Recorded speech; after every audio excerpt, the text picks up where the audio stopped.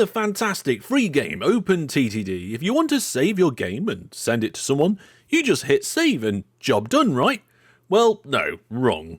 Hello there, Master Hellish here, and welcome to a story of how our Series 13 save file was completely broke. Today we're going to look at how a completely unplayable world was only fixed by me accidentally leaking something in a previous video. So, let's see if we can put all these pieces back together and maybe learn something along the way. Usually whenever I kick off a new challenge video or a Let's Play series, I like to make the game save or the scenario available to the community.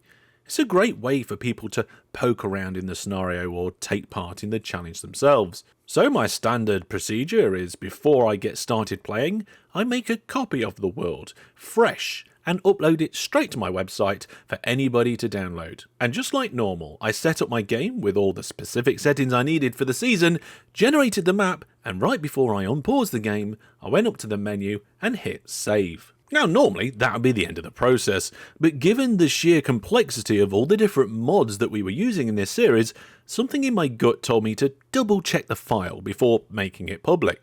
So I booted up OpenTTD, loaded the save, and was immediately greeted with a terrible error. Now, could the game actually have worked past this point? Maybe? I'm still not entirely sure.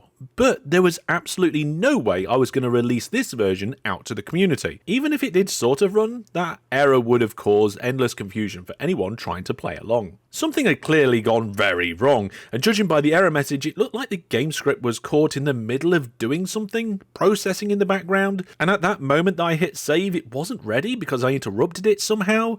I'm not entirely sure, but it just wasn't working. Now, if you just want to generate an OpenTTD world using the exact same mod set, you can easily do that. Just back out to the main menu, launch a new game, hit generate, and there you go. The problem here is that every time you generate a world, it uses a random seed in the background, and that spits out an entirely different map. But I needed this specific map for this series. Just generating a new one from scratch wasn't an option. At this point, I was in a little bit of a panic state, because I'd already invested a lot of time and effort in recording the first episode of the series and editing it, and I didn't want to have to go back and re-record a brand new map. I was also worried whether all of my game saves for the series was broken.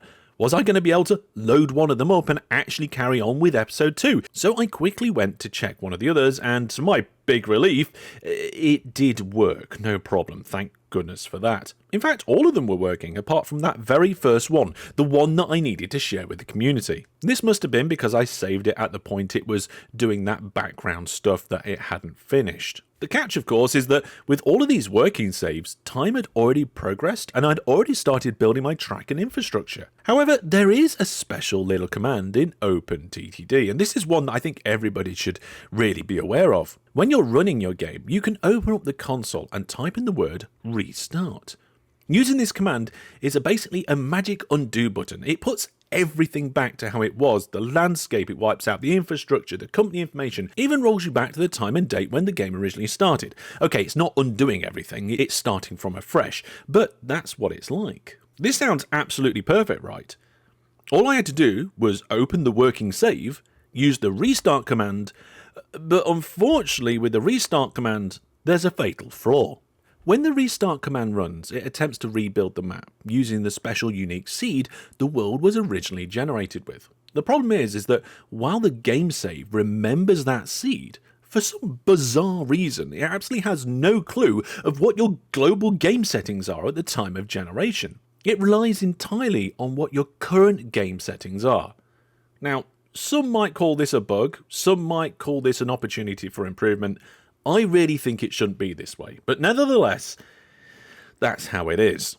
It's a combination of this seed and those game settings that dictates how the world is actually built. If you're running the exact same version of OpenTTD and you haven't touched a single setting, not a world size, not a terrain type, not even the amount of rivers, then the restart command will spit out exactly the same world back from which you started with. But unfortunately for me, that was not the case. In between recording sessions, I've been doing other things, loading up viewers' games, tweaking configurations, testing out completely different setups. My game settings were nowhere near identical to what they were when I first generated the Season 13 map. And here's the problem, even with the slightest change in those settings, When you combine it with the original seed, it spits out a completely different map, completely unrecognizable.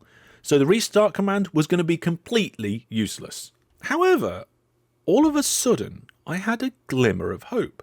In the back of my mind, I remembered an absolutely golden saviour.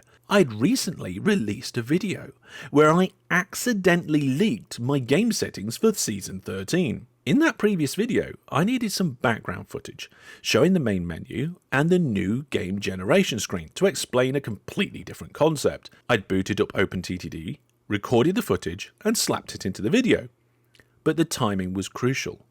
I recorded that footage directly after I originally generated the Season 13 map. It meant that that video contained the exact settings required to configure my game exactly as it was at the time that I generated my Season 13 map.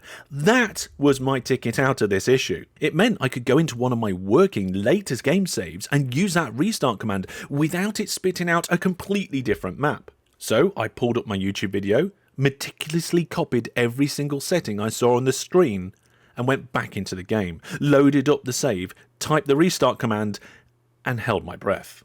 And to my absolute amazement and delight, right in front of my eyes, I saw the exact same world that I had seen when I first started the game. Finding those settings from that previous video, where I just happened to accidentally capture and leak the Season 13 setup before the season even started, combined with that working file and the restart command, gave me exactly what I needed. I saved the game once again. Then I reloaded it just to be absolutely sure, and to my relief, not only did I see the precise world I needed with all the mods and settings, but there was no error message either. The first episode of Season 13 recently aired on the channel and has been met with a fantastic reception from you all.